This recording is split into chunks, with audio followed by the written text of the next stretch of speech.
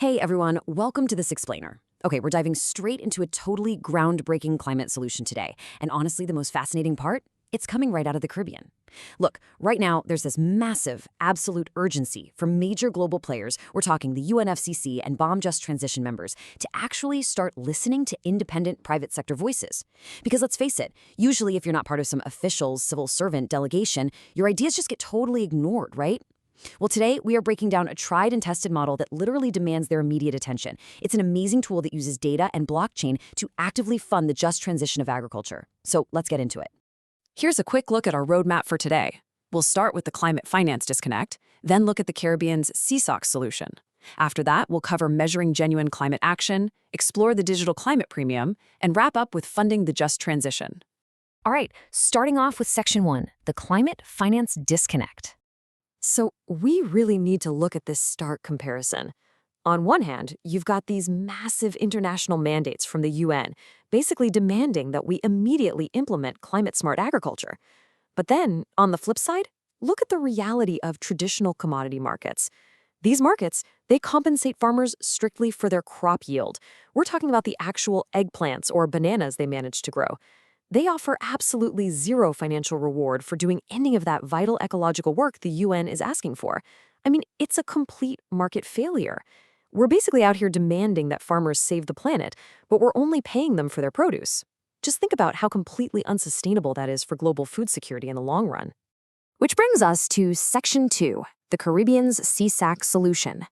Let's define exactly what this solution actually is, C-SAC. That stands for the Climate Smart Agriculture Compliant Tool. You see, the absolute biggest hurdle stopping agriculture from being included in a country's nationally determined contributions, their NDCs, has always been MRV, which is measurement, reporting, and verification. C-SAC steps in and provides exactly that missing mechanism. It takes those super abstract UN treaties and translates them into actual actionable microeconomic incentives. And the best part? This isn't just some abstract theory. It's a tried and tested, off-the-shelf tool that's already been adopted by St. Vincent and the Grenadines as their de facto climate-smart mechanism. The blueprint is literally right here. It just desperately needs global attention. Moving on to Section 3, measuring genuine climate action. Now, how does this actually work on the ground? Well, C-SAC basically stops greenwashing right in its tracks by breaking climate-smart agriculture down into 5 really strict operational arms. It acts as an auditing tool, and it actually currently uses a pretty straightforward Excel-based app. The reason it works so seamlessly is that it uses built-in multiple-choice answers. The farmer or the auditor just selects the option that's closest to their farm's daily reality. It asks highly specific questions across these 5 categories, tracking everything from the off-site impact of agrochemicals under the biodiversity arm, all the way to enteric fermentation under greenhouse gas reduction. It demands a truly comprehensive approach. I mean, you can't just change the light bulbs on your farm, keep dumping massive amounts of fossil fuel fertilizers everywhere, and then call yourself climate smart, right? That'd be like fixing the brakes on your car, but still driving at 100 miles an hour blindfolded. The approach absolutely has to be comprehensive. And that brings us to a really crucial number. 40 points. This is the absolute baseline of integrity for the entire system. You see, C-SAC operates on a 100-point scale. If a farm can't score at least 40 points across those 5 operational arms we just talked about, well, then they simply do not have a climate-smart agriculture project. End of story. This strict prioritization tool completely filters out the kind of greenwashing that unfortunately plagues so many other initiatives out there. Okay, let's jump into Section 4, the digital climate premium.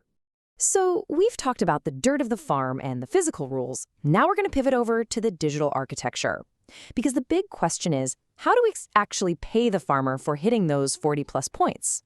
Well, C-SAC fixes that market failure we discussed earlier by stacking 3 distinct financial pillars. Pillar 1, it gives compliant farmers prioritized access to public sector support, things like duty-free imports.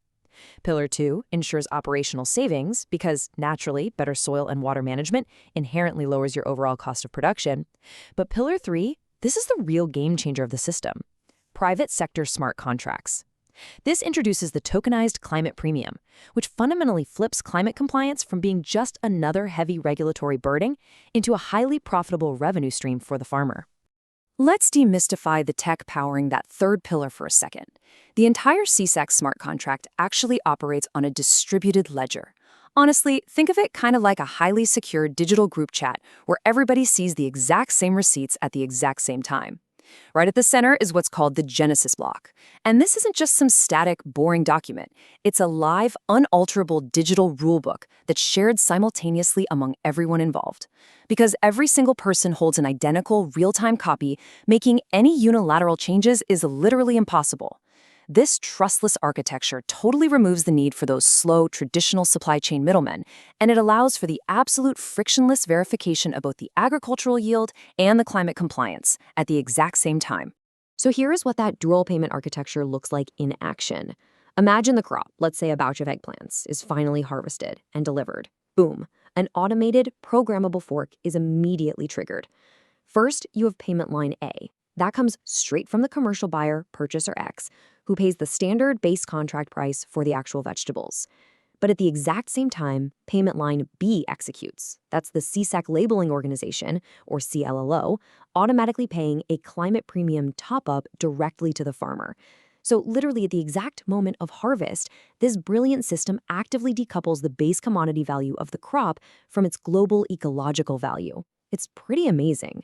And here's the really cool part, the exact mathematical guarantees that are hardwired right into those smart contracts. It's somewhat similar to the social premium we saw back during the fair trade era, but this is highly, highly quantifiable.